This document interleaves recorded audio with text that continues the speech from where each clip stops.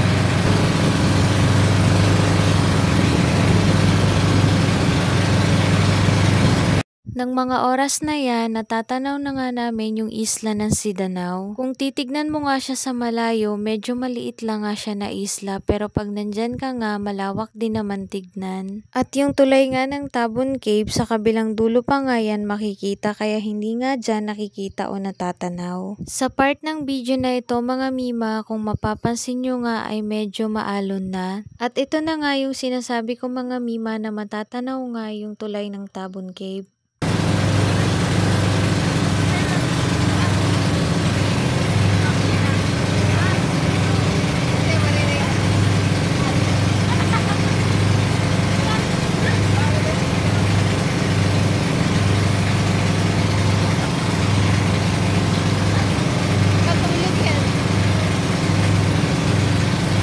At sa part na ito mga mima, medyo natatakot na nga ako dahil lumalakas na nga yung alon.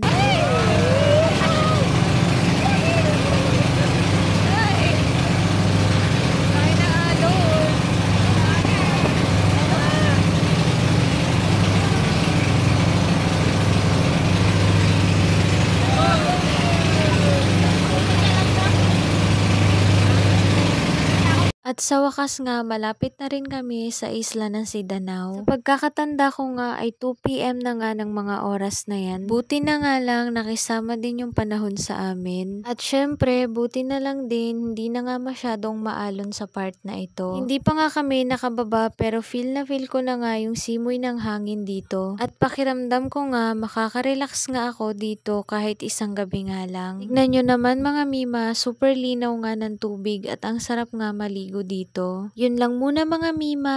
Bye! Mwah!